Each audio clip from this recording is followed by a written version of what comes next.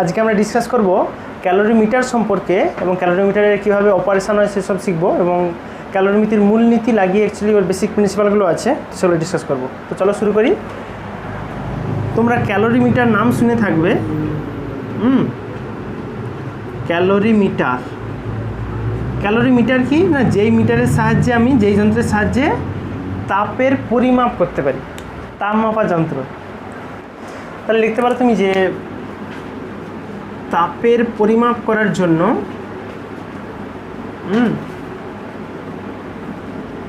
করার জন্য যে যন্ত্র ব্যবহৃত হয় তাকে তুমি বলবে ক্যালোরিমিটার। কারণ আমি আগের দিন বলছিলাম ক্যালোরিমিতির চ্যাপ্টারটা ছিল, চ্যাপ্টারটার নাম কি ছিল? ক্যালোরিমিতি। ক্যালোরিমিতি মানে হচ্ছে তাপের পরিমাপ করা। তো যেই যন্ত্রের সাহায্য করবে তাকে বলা হয় ক্যালোরিমিটার। থার্মোমিটার ছিল, সেটা তাপমাত্রা মাপার জন্য। এটা ক্যালোরিমিটার, এটা হচ্ছে হিট এনার্জিকে মেজার করা যায়। তো বেসিক ক্যালোরিমিটার পড়তে গেলে তোমাকে যেই প্রিন্সিপালটা জানতে হবে যেটা হচ্ছে ক্যালোরিমিতির মূলনীতি। প্রিন্সিপাল অফ ক্যালোরিমিট্রি বলে, প্রিন্সিপাল অফ ক্যালোরিমিট্রি।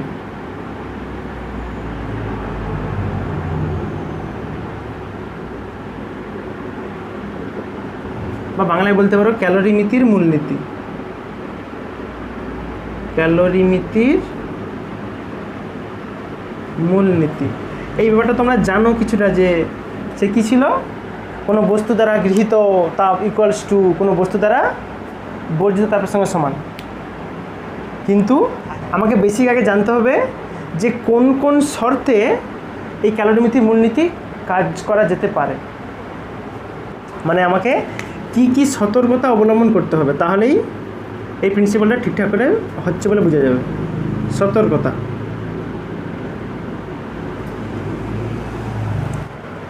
প্রথম ব্যাপারটা হচ্ছে যে আমি এই যে ক্যালোরিমিটার অর্থাৎ যে ইনস্ট্রুমেন্টে আমি মেজারমেন্টটা করব, সেই ইনস্ট্রুমেন্ট থেকে যেন তাপ বাইরে না চলে যায় বা বাইরে থেকে যেন কোনো তাপ ভিতরে না চলে আসে। এটা অবশ্যই প্রথম সতর্কতা লিখতে পারো তুমি, যে বাইরে থেকে কোনো তাপ ক্যালোরিমিটারে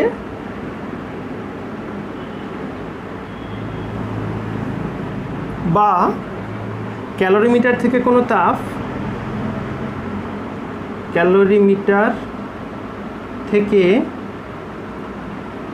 তাপ বাইরে না যায়, বাইরে না যেতে পারে, ঠিক আছে? সেটা। আর কি বলতে হবে? তুমি ক্যালোরিমিটার মানে কি, ওখানে তুমি কোনো একটা পার্টিকুলার বস্তুর তাপমাত্রা মাপবে। তো তুমি যেই বস্তুটা দিচ্ছ তার সঙ্গে যেন না ওখানে কোনো রাসায়নিক বা কোনো ভৌত বিক্রিয়া না হয়। কিন্তু তুমি এমন একটা দিলে ভিতরে যে বাস্ট হয়েছে। এবার দুটি বস্তুর মধ্যে কোনো রাসায়নিক বা ভৌত কোনো বিক্রিয়াই করা যাবে না, ঠিক আছে? বিক্রিয়া যেন না ঘটে, এটা। কারণ কি বলতো, তোমরা সেই কেমিস্ট্রিতে পড়বে পরের দিকে হয়তো, যে রাসায়নিক বিক্রিয়া দুটো টাইপ আছে। একটা হয় তাপগ্রাহী, একটা তাপমোচী। তাপগ্রাহী মানে কি, যারা বিক্রিয়া করার পর ঠান্ডা হয়ে যায়, দেখবে ঠান্ডা হয়ে যায় মানে ওটা হচ্ছে পরিবেশ থেকে এবার বা অন্য কোনো মেটেরিয়াল থেকে তাপ গ্রহণ করে নেয়।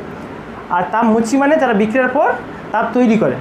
তাহলে ওই ধরনের প্রক্রিয়া হলে তোমাকে কিন্তু রেজাল্ট ভুলভাল দেখাবে, ঠিক আছে? এক্সট্রা তাপ পেয়ে যাবে বা কখনো তাপ কমে যাবে, তাহলে কোনো বিক্রিয়া করা যাবে না। আর last but not the least যে পয়েন্টটা বলবো সতর্কতাতে, সেটা হচ্ছে দুটো বস্তু যেন মিশে না যায়, বুঝেছো? তুমি অ্যাকচুয়ালি ক্যালোরিমিটার মানে ভিতরে জল থাকে, ঠিক আছে? জলের মধ্যে কোনো বস্তুকে ফেলাতে হয়, যদি চিনি ফেলি দাও, ব্যাস দুটো বস্তু ওদের মধ্যে যেন দুটো না মিশে যায়। দুটি বস্তু যাতে না মিশে যায় বা যেন না মিশে যায়, ঠিক আছে? যেন না মিশে যায়। মিশে গেলে আর হবে না, দুটো যেন আলাদা থাকে। ধরো তুমি একটা লোহার বলকে ফেলাবে জলের মধ্যে, তাহলে মিশবে না, ঠিক আছে? বা অন্য কোনো বলকে। কিন্তু যেগুলো দ্রবীভূত, লবণ বা চিনি ঠিক আছে, এরকম করা যাবে। আচ্ছা, তাহলে কী বলবো, যদি এই সতর্কতাগুলো নেওয়া হয় তবেই কি বলতে পারি আমি, কোনো বস্তু দ্বারা বর্জিত তাপ সমান হবে অপর কোনো বস্তু দ্বারা গৃহীত তাপ। তাহলে লিখো যে তবে ক্যালোরিমিতির মূলনীতি অনুসারে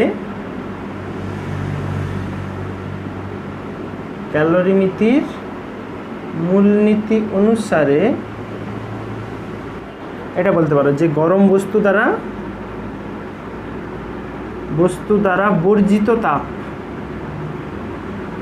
যে গরম সেই তো তাপ ছাড়বে, সমান হবে শীতল বস্তু দ্বারা গৃহীত তাপ। দুটো ইকুয়াল হবে এইটা। তো ছোট্ট করে এর একটু আমি ইকুয়েশান তৈরি করব এই কনসেপ্ট থেকেই, এই গ্রহণ সমান বর্জন লাগিয়ে। আচ্ছা, তাহলে আমি ধরি যে যেটা উষ্ণ বস্তু ছিল, উষ্ণ বস্তুর বর্জিত তাপ, আমরা আগের দিন তাপের ফর্মুলা জানতাম, এইচ সমান কী ছিল, ms del T, এই তো। তাহলে যেটা উষ্ণ বস্তু ছিল তার বর্জিত তাপ ধরো H1 ধরিয়ে, H1 হলে তার কী হবে, ভর হবে m1, আপেক্ষিক তাপ হবে S1, আর উষ্ণতার পরিবর্তন del T1। এবার লিখতে পারি del T মানে আমি কী লিখতে পারি, দেখো যদি আমি del T1 বলি, আমি বলতে পারি ধরো এর আগের উষ্ণতা ছিল T1, ওখান থেকে একটা মাঝখানে একটা সাম্য অবস্থার টেম্পারেচারে আসবে। মানে আমি যখন দুটো মেটেরিয়ালকে মিশাবো, একটা ধরো 100 ডিগ্রি ছিল, একটা 0 ছিল, তাহলে মোটামুটি কী হবে, একটা বাড়বে একটা কমবে, কমে কী হবে, মাঝামাঝি কোথাও একটা থাকার চেষ্টা করবে, 50, 55, 60 এরকম কাছাকাছি, ঠিক। তার মানে এই টিটা হচ্ছে যে সাম্য টেম্পারেচার, মানে যখন ওই দুটো বস্তু উষ্ণতা সমান হয়ে যাবে তখন ওরা কোন টেম্পারেচারে থাকবে সেটা, এই যে ব্যাপারটা। এই তো আমার ধরো একটা গামলায় জল আছে, তো জলের উষ্ণতা ধরো কম, 0 ডিগ্রি সেন্টিগ্রেড জলের উষ্ণতা, আমি এতে একটা গরম লোহার বলকে ফেলে দেবো যার উষ্ণতা 100 ডিগ্রি সেন্টিগ্রেড। তাহলে কী হবে, লোহার বলটা কমতে কমতে কমতে কমতে 50-60-এর দিকে আসবে, আর জলটা বাড়তে বাড়তে 50-60-এর দিকে যাবে। তাহলে সেটা হবে কি, অন্তিম উষ্ণতা যাকে বলে সাম্য অবস্থায়, সেটা হচ্ছে এই টি। কেন টি বলছি, তাহলে এর কতটা তুমি বলো, লোহার বল তাহলে কতটা পরিবর্তন হবে, 100 বিযুক্ত 50, এই তাহলে এটা হচ্ছে T1 ছিল আগের উষ্ণতা, আর এই টিটা হচ্ছে সাম্য অবস্থায় উষ্ণতা, তাহলে ওটা বিয়োগ করলেই কতটা উষ্ণতা পরিবর্তন সেটা পেয়ে যাবে, ব্যাস। তাহলে এবার শীতল বস্তুর গৃহীত তাপ H2 ধরো, সেটা কী হবে তাহলে, M2 S2 del T2, হ্যাঁ, del T2 এর মান কী হবে এখানে, T minus T2। কেন বলো তো, কারণ যে ঠান্ডা ছিল তার তো উষ্ণতা বাড়বে, তাহলে তার সবসময় বেশি থেকে কমটা বিয়োগ করতে হয়। আচ্ছা, তোমাকে উদাহরণ দিলে বুঝতে পারবে। দেখো আমি ধরি যেটা বলছিলাম যে জলের ছিল 0 আর লোহার ছিল 100, আর সাম্য অবস্থায় হবে ধরো 50 ডিগ্রি, ঠিক আছে, আমি ধরলাম। তাহলে এর কতটা পরিবর্তন হবে, 100 বিযুক্ত 50, এই তো বলে যা হবে। আর এর কতটা পরিবর্তন হবে, হয়েছে 50, আগে ছিল 0, 50, এটা আমি 50 করে 40 সমান হয়েছে, যদি আমি 60 করে দিতাম তাহলে কি হতো, ওটা 40 হতো, এটা তখন 60 হয়ে যেত, ঠিক আছে, এটা কোনো ব্যাপার নয়, সেটা হতে পারে। তোমার সূত্র কি বলছে, গৃহীত তাপ সমান হবে বর্জিত তাপ, মানে এইটা সমান এইটা, লাগাও। বা বলতে পারো অতএব শক্তি সংরক্ষণ নীতি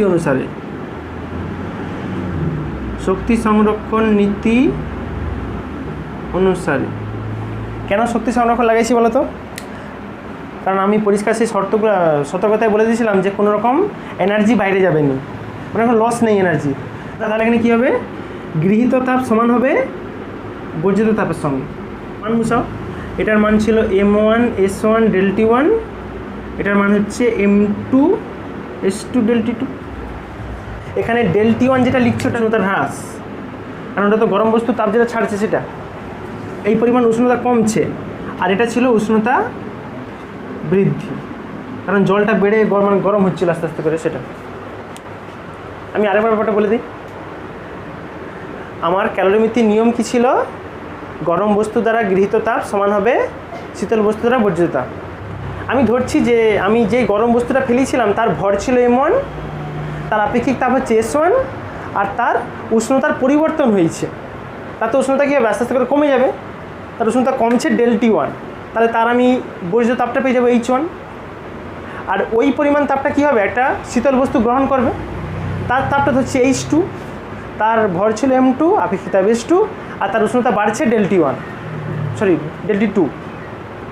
ঠিক আছে, এবার যেহেতু আমরা জানি কি যে শক্তি সংরক্ষিত থাকবে মানে ও যে পরিমাণ শক্তি তাহলে ছাড়বে সেই পরিমাণ শক্তি একজনকে নিতে হবে। সেটা তুমি এখান থেকে চাইলে আপেক্ষিক তাপ পেতে পারো, অজানা আপেক্ষিক তাপ। s2 মান কত হবে এখান থেকে,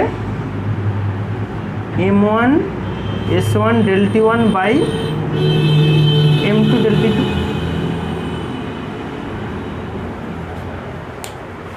এই ফর্মুলা থেকে তুমি কোনো অজানা বস্তুর আপেক্ষিক তাপ নির্ণয় করতে পারো। তোমাদের স্কুলে দেখবে প্র্যাকটিক্যাল ল্যাবে ফিজিক্সের একটা কাঠের বাক্স মতো একটা ইনস্ট্রুমেন্ট আছে, বাদ থেকে দেখলে মনে হবে কাঠের বাক্স, কিন্তু ওটা আসলে ক্যালোরিমিটার। ওর ভিতরে জল থাকে, বুঝতে পারছি? এটা পুরো কাঠের বাক্স, মানে চাওড়া করে হবে আর কি, বুঝতে পারছি? কেন কাঠের বাক্স ইউজ করা হয়, যাতে তুমি ভেতরে যা কিছু কাজ করবে তাপ যেন না বাইরে বেরোতে পারে। এখন ওর ভিতরে ব্যাপারটা কী হয়, একটা এরকম পাত্র মতো থাকে, বুঝলে, সেটা পাত্র থাকে এবং সেই পাত্রটাতে হচ্ছে মেন জল থাকে। ঠিক আছে, জল আছে। এবার বাইর থেকে একটা থার্মোমিটার এখানে পুরো সেট করা থাকে, বুঝতে পারছো? এটা থার্মোমিটার, সেলসিয়াস থার্মোমিটার ধরো তুমি না। এই বাইরে হচ্ছে রিডিংটা দেখা যায়, মানে ঘরগুলো আছে আর কি।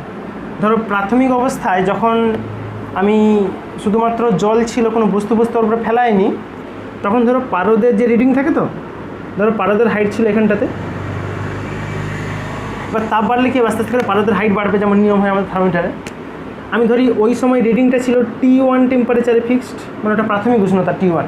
হ্যাঁ, আচ্ছা, এর সঙ্গে আরও কিছু ইনস্ট্রুমেন্ট থাকে, এটা মসজিদে শরবতকে গুলায় না, তখন গুলানোর জন্য, যাতে তাড়াতাড়ি করে ওই উষ্ণতা সব জায়গায় যেন ছড়িয়ে যায়, সেই জন্য এরকম একটা গুলানোর জন্য একটা বাংড়ির মতো এরকম একটা যন্ত্র থাকে, ওটা দিয়ে গুলানো হয়, বুঝেছ?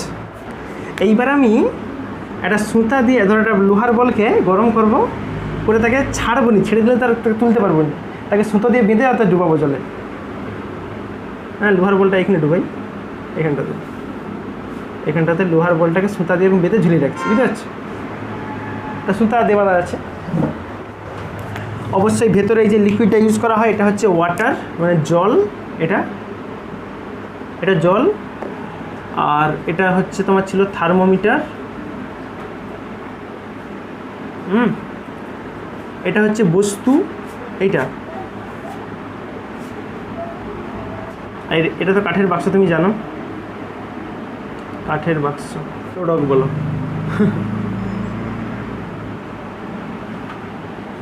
আলোড়ক। ঠিক আছে, আমি তাহলে ধরি যে আমি যেই বস্তুটা ফেলাবো ওতে, সেই বস্তুর প্রাথমিক উষ্ণতা ধরে নেই 100 ডিগ্রি সেন্টিগ্রেড ছিল। এই যে বস্তুটা যে ডুবাবো ওতে আর কি, ঠিক আছে? সেটা যখন জলে ডুবাইনি, আগে কত ছিল 100, তারপর জলে ডুবাবো। আচ্ছা, জলের উষ্ণতা ধরেই ছিল আগে ধরো T1, প্রাথমিক উষ্ণতা দেখছো থার্মোমিটার বলছে T1 ছিল আগে, তাহলে জলের প্রাথমিক উষ্ণতা ছিল T1 ডিগ্রি সেন্টিগ্রেডই হবে অবশ্যই, ঠিক আছে? সব ডিগ্রি সেন্টিগ্রেডে কাজ করবো। আচ্ছা, তাহলে এখানে যে প্রসেস হবে, এই বস্তুটা নিশ্চয়ই আস্তে আস্তে করে উষ্ণতা কমবে, কারণ কি আছে, এই যে জল রাখছি, জলটা উষ্ণতা কম ছিল আগে, আমি ধরে নিয়েছি, তাহলে জলের উষ্ণতা কিন্তু আস্তে আস্তে করে বাড়বে। হ্যাঁ, তাহলে আগে আমি বের করি যে ওই বস্তু কী পরিমাণ তাপ ছাড়বে। তাহলে লেখা যে বস্তু কর্তৃক বর্জিত তাপ, এইচ লিখতে পারো।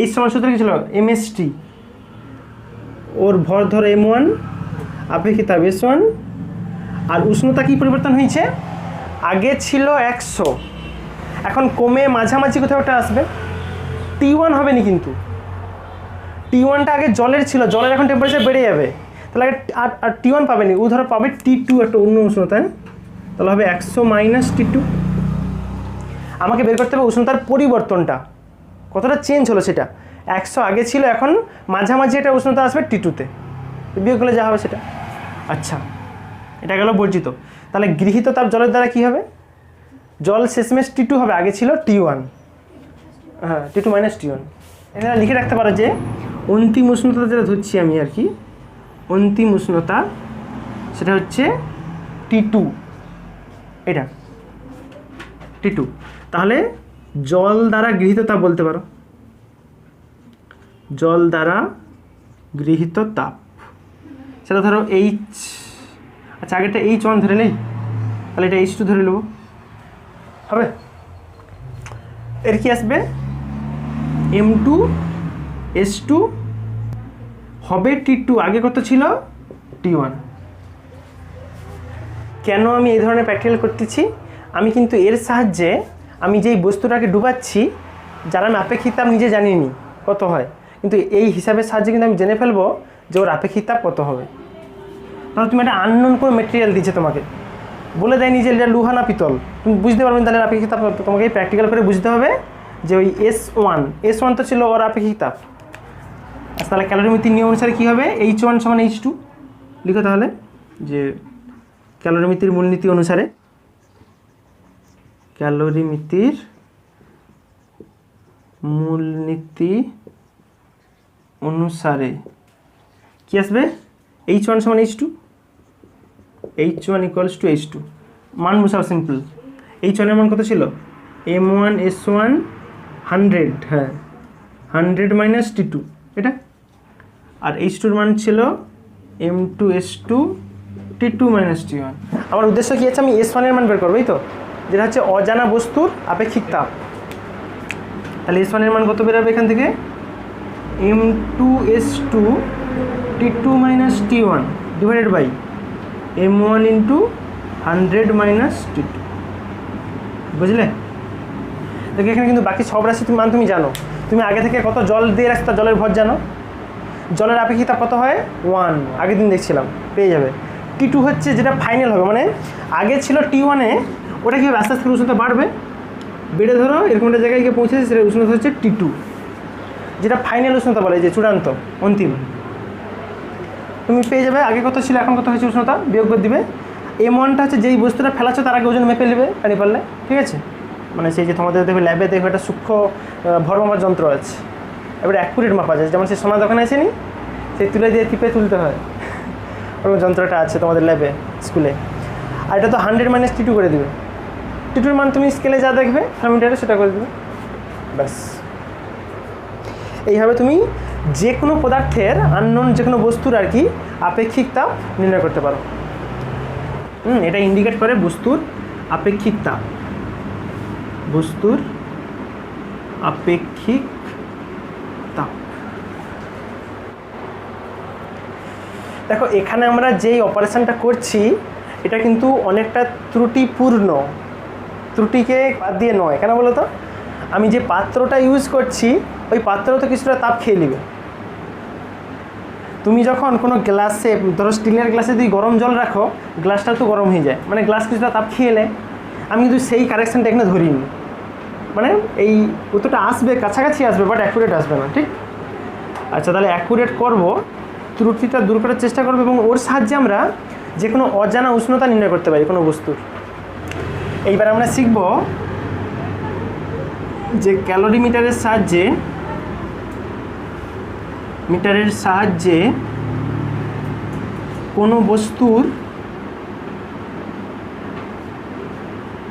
কোনো উচ্চ উষ্ণতা নির্ণয় করার জন্য ঠিক আছে মানে ধরো এত গরম বস্তুটা তুমি থার্মোমিটার লাগালে থার্মোমিটার ফেটে যাবে মাপতে পারবে ডাইরেক্ট তোমাকে এরকম ক্যালোরিমিটারের সাহায্যে মাপতে হবে ওর উষ্ণতা কোনো বস্তুর উচ্চ মানের উষ্ণতা নির্ণয় এটা করব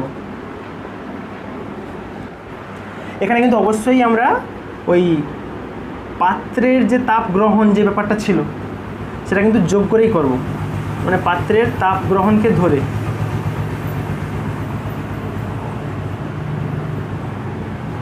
আগেরটা পাত্রের তাপ গ্রহণ ধরিনি, এবারে ধরবো। আমি তাহলে ধরি, আমি যে বস্তুটা ধরবো তার ভর ধরে নিই। ধরি বস্তুর ভর বড় হাতের এম, এটা হচ্ছে বস্তুটার ভর, যেটা যাকে ফেলাবো জলে, ঠিক আছে এটা। আচ্ছা, ওই বস্তুর আপেক্ষিক তাপ ধরো এস, এস ধরলাম। আর ওর প্রাথমিক উষ্ণতা কত ছিল বস্তুর? অবশ্যই বস্তুর, এগুলো বস্তুর প্রাথমিক উষ্ণতা ধরলাম। ধরো আগে উষ্ণতা ছিল T2, এখন কী হবে? উষ্ণ আছে মানে কি, ওর তাপমাত্রা কমে একটা মাঝের কোনো ভ্যালুতে আসবে। তাহলে লিখতে পারো তুমি যে অন্তিম উষ্ণতা বা সাম্য অবস্থায় উষ্ণতা বলো, অন্তিম উষ্ণতা। অন্তিম উষ্ণতা ধরো T হবে, আগে ছিল T2, এখন কমে সাম্য অবস্থায় এসে T হবে। তাহলে এই কেসের ক্ষেত্রে বলো, এর আমার এই বস্তু দ্বারা বর্জিত তাপ সমান কী লিখতে পারি আমি এর ক্ষেত্রে? তাহলে অতএব বস্তু দ্বারা বর্জিত তাপ H সমান MST হয়। এর ভর ছিল বড় হাতের M, আপেক্ষিক তাপ S, আর উষ্ণতা পরিবর্তন মানে কী হবে? T2 - T।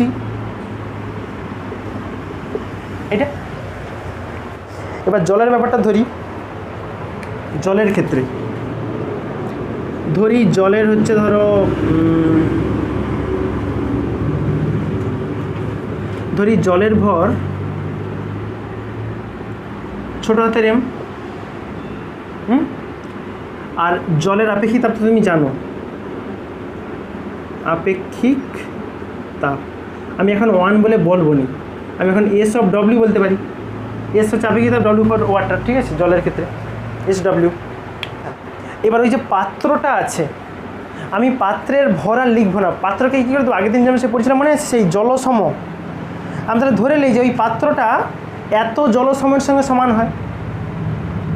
আমার সেই নিয়ম কী ছিল, যে কোনো বস্তুকে একটা নির্দিষ্ট পরিমাণ উষ্ণতা বৃদ্ধি করার জন্য যে পরিমাণ তাপ লাগে, যদি আমি ওই পরিমাণ উষ্ণতা বাড়াতে চাই তাহলে যেই পরিমাণ জলের আমি বাড়াতে পারবো সেই তাকে বলতাম জলসম। তাহলে ধরবো যে পাত্রের জলসম হচ্ছে W। তাহলে পাত্রের আপেক্ষিক তাপ কি হবে? আপেক্ষিক তাপ এও কিন্তু হবে SW। কেন বলো তো? কারণ আমি এখন ডিরেক্ট পাত্রের তাপ গ্রহণ বের করবো নি, পাত্রের সঙ্গে জলের সঙ্গে কম্পেয়ার করে দিয়েছি। আমার জলসমের নিয়ম কী ছিল? একটা বস্তু যেই পরিমাণ তাপ খায় সেই তাপ জল খেলে কত গ্রামের উষ্ণতা একই বাড়বে, এই তো নিয়ম ছিল। তাহলে আমি এখন জলের হিসাবে করে নেবো, কারণ আমি জলসম হচ্ছি এখানে, এই জন্য। আচ্ছা দেখো, এদেরও কিন্তু অন্তিম উষ্ণতা T আসবে, কারণ শেষমেশ প্রত্যেকের উষ্ণতা সমান হবে, তবেই তো হিটার আদান প্রদান বন্ধ হবে, নাহলে তো চলতে থাকবে। আমি তাহলে ধরো এদের প্রাথমিক উষ্ণতা ছিল একটা, এদের প্রাথমিক উষ্ণতা ধরো T1 ছিল, প্রাথমিক উষ্ণতা ছিল T1। এটা কিন্তু দুজনেরই সমান হবে। কেন বলো তো? যখন তুমি পাত্রে জল রাখো তখন পাত্রের উষ্ণতা যা থাকে জলের উষ্ণতা তা থাকে। তুমি যদি ফ্রিজ থেকে ঠান্ডা জল নিয়ে গ্লাসে ঢালো, গ্লাসটা দেখবে ঠান্ডা হয়ে যায়। তার মানে এটা কি, জলের উষ্ণতা যা থাকে পাত্রের একই থাকে, সেই জন্য।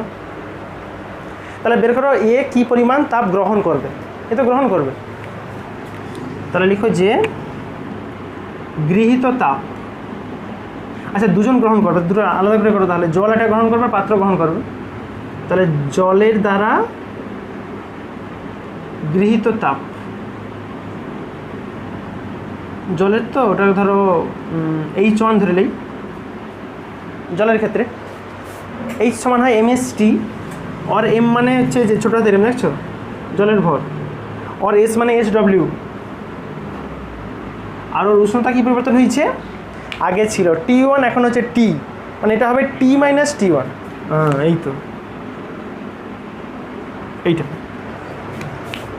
আচ্ছা তাহলে করো, পাত্র কী পরিমাণ তাপ গ্রহণ করবে? পাত্রের দ্বারা গৃহীত তাপ, পাত্রের দ্বারা গৃহীত তাপ সেটা ধরো H2 হবে, পাত্র যে পরিমাণ তাপ খাবে, ঠিক আছে। পাত্রের দেখো ভর কত ছিল, জলসম ডব্লিউ, ডব্লিউ ইন্টু তার ছিল এস ডব্লিউ আপেক্ষিক তাপ, এটা তো একই থাকবে টি মাইনাস টি ওয়ান। আচ্ছা তাহলে আমাকে শক্তি সংরক্ষণ নিয়ম আমি কী করতে পারি, বর্জিত তাপ সমান কী হবে, এরা দুজন যে খেয়েছে সেটার সঙ্গে সমান হবে, খাওয়া সমান দেওয়ার সঙ্গে সমান, ঠিক তো? তাহলে ও কী পরিমাণ দিয়েছে, এরা যা খেয়েছে সেটা। তাহলে করো যে লিখো ক্যালোরিমিতির মূলনীতি অনুসারে,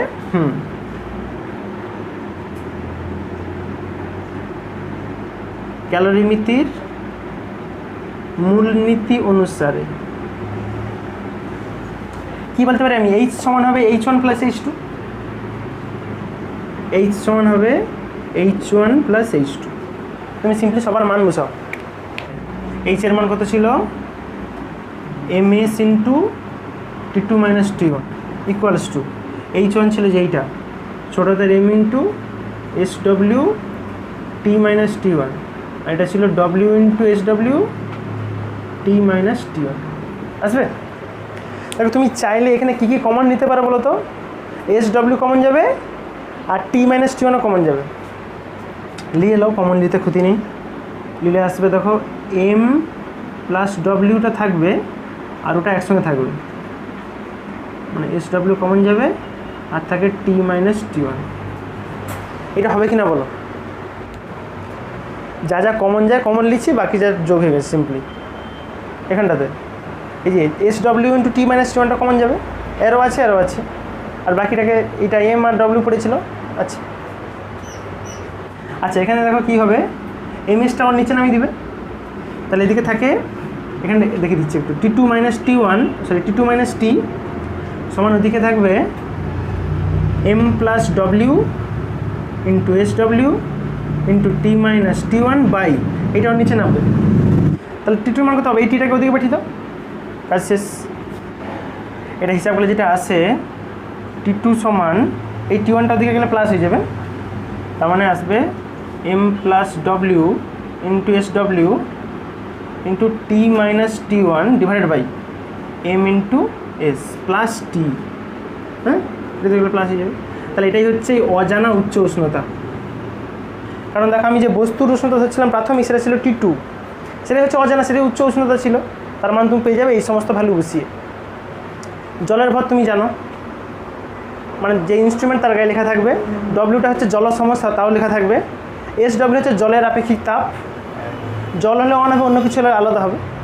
আচ্ছা এই টিটা হচ্ছে যেটা সাম্য অবস্থায় উষ্ণতা, সেটা তুমি থার্মোমিটার দেখে বুঝতে যাবে কত হবে। আর T1টা হচ্ছে আগের উষ্ণতা, প্রাথমিক উষ্ণতা পেয়ে যাবে। এমটা হচ্ছে ওই বস্তুর ভর, ভর তো তুমি দাঁড়িয়ে পারলে পেয়ে দেবে, ওটা ব্যাপার হলো কোনো। এসটা হচ্ছে তার আপেক্ষিক তাপ, আর টিটা তো ছিল ব্যাপার। বাস এইভাবে তুমি সমস্ত কিছু কাজ করতে পারো।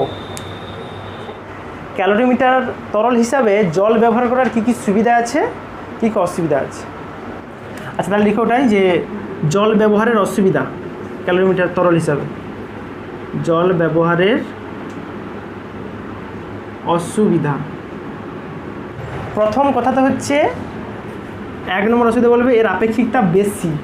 আপেক্ষিক তাপ বেশি, তাহলে বেশি হলে অসুবিধা কী জানো তো, গরম হতে বেশি সময় লাগবে, ঠান্ডা হতেও বেশি সময় লাগবে। আপেক্ষিক তাপ বেশি যার হয় তার তাপ গ্রহণ করতেও যেমন সময় লাগে, তাপ ছাড়তেও বেশি সময় লাগে, মানে তাড়াতাড়ি ঠান্ডা হয় না। তুমি দেখবে তুমি পাশাপাশি একই উষ্ণতার গরম জল রাখবে আর দুধকে গরম করে রাখবে, দেখবে দুধ ঠান্ডা হয়েছে, জল এখনও ঠান্ডা হয়নি। তুমি করে দেখবে, তার কারণ এটাই, কারণ দুধের থেকে জলের আপেক্ষিক তাপ বেশি, ও গরম হতেও বেশি সময় লাগে আর ঠান্ডা হতেও বেশি সময় লাগে। হ্যাঁ তাহলে ওটা একটা অসুবিধা অবশ্যই। তুমি প্র্যাকটিক্যাল করবে, বল খেলাই এসে 1 ঘন্টা পরে এসে দেখবে কত রিডিং হচ্ছে, কারণ জল গরম হয়নি। ব্যাপক লাগবে মজা। লিখো তাহলে ওটা যে আপেক্ষিক তাপ বেশি হওয়ায়, আপেক্ষিক তাপ বেশি হওয়ায় গরম ও ঠান্ডা হতে বেশি সময় লাগে। বুঝতে পারছো? তুমি ভাবছো প্র্যাকটিক্যাল পরীক্ষায় পড়ছে এটা, 5 মিনিটে প্র্যাকটিক্যাল সেরে ঘর পেলে আসবে, হবে জল গরমই হয়নি, তুমি কি ঘর পেলে আসবে। আচ্ছা চলো 2 নম্বর, অবশ্যই আমরা জলের স্ফুটনাঙ্ক কত জানি, 100 ডিগ্রি সেন্টিগ্রেড, তারপরে বাষ্প হয়ে যায়। তা তুমি যদি এমন কিছু খুব গরম বস্তুকে ফেলি দাও যার উষ্ণতা 1000 ডিগ্রি 500 ডিগ্রি, সে তো সব জলকে বাষ্প উড়িয়ে দিবে। বুঝতে পারছো এইগুলো অসুবিধা। তাহলে কারণটা হচ্ছে কি, এর হচ্ছে নিম্ন স্ফুটনাঙ্ক হয়, 100 ডিগ্রি সেন্টিগ্রেডে ফুটে বাষ্প হয়ে যায়। বুঝতে পারছো, এগুলো হচ্ছে অসুবিধা। আর এই অসুবিধাগুলো আছে বলেই ইদানিংকালে আর বিশেষ জল ব্যবহার করা হয় না। জলের বদলে কাকে ইউজ করা হয়? জলের বদলে অ্যানিলিনকে ইউজ করা হয়। অ্যানিলিন ইউজ করতে পারে কারণ এর হচ্ছে স্ফুটনাঙ্ক অনেক হাই হয়, প্লাস এর আপেক্ষিকতা অত বেশি নয়, কম হয়, মানে তাড়াতাড়ি গরম হয়ে যায়। ঠিক আছে, এই অ্যানিলিনটা হচ্ছে এখন ক্যালোরিমিতিক পদার্থ,